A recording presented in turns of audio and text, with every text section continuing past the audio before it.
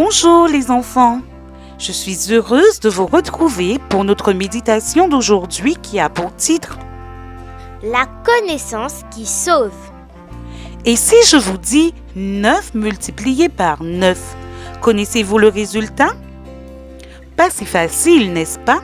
Surtout si on ne connaît pas ces tables de multiplication par cœur. Quand on les connaît, c'est bien plus facile. On peut alors dire sans hésiter 9 multiplié par 9 égale 81. De manière générale, pour être efficace dans la vie, il faut avoir de la connaissance. La connaissance, c'est le savoir accumulé ou encore la manière de comprendre. On peut acquérir de la connaissance grâce à la mémoire, en lisant, en observant, en faisant des exercices et en écoutant. Lorsqu'on a des connaissances, on peut plus facilement faire de bons choix. Et surtout, on peut aider les autres qui n'ont pas la même connaissance que nous.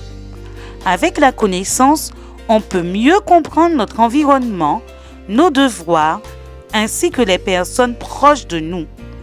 Jésus appelle ces personnes nos prochains. On raconte l'histoire d'une petite fille, alors âgée de 10 ans, qui, grâce à sa connaissance, sauva la vie à plus de 100 personnes. L'histoire se déroule en décembre 2004 dans l'océan Indien, plus précisément en Thaïlande. Alors qu'elle y est en vacances, s'amusant sur une plage avec sa famille, une chose étrange se passa. L'eau de la mer se retira sur plusieurs dizaines de mètres, laissant à sec le sable et des milliers de coquillages. La petite Tilly Smith s'est souvenue de ce qu'elle avait appris en classe en cours de géographie 2 semaines plus tôt. Elle se rappela que ce phénomène est souvent dû à un tremblement de terre sous-marin et que lorsque l'eau se retire ainsi, elle revient sous forme de tsunami, c'est-à-dire une énorme vague qui peut atteindre jusqu'à 25 mètres de hauteur et qui détruit tout sur son passage. Tilly a expliqué ce danger à ses parents et ils allèrent rapidement avertir le personnel de l'hôtel où ils séjournaient. Les responsables de l'hôtel évacuèrent plus de 100 personnes qui heureusement eurent la vie sauve. En effet, quelques minutes après l'évacuation, l'hôtel fut rasé par le tsunami le plus meurtrier jamais enregistré.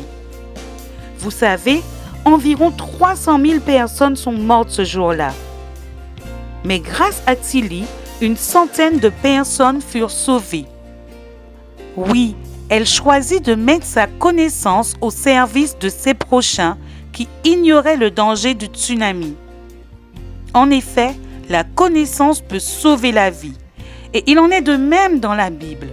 Dieu a choisi de sauver les hommes de leurs péchés par la connaissance. Nous lisons dans Jean 17, verset 3. Or, la vie éternelle, c'est qu'ils te connaissent, toi, le seul vrai Dieu, et celui que tu as envoyé, Jésus-Christ. Quand on connaît Jésus et son Père, on apprend à connaître la vraie vie, la vie éternelle.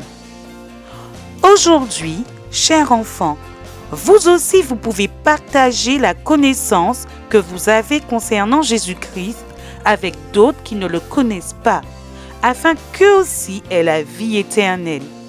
Tout comme Tilly, nous pouvons avertir nos prochains en mettant à leur service notre connaissance de la parole de Dieu. Je vous invite à prier. Tendre Père Céleste, aide-moi à mieux te connaître.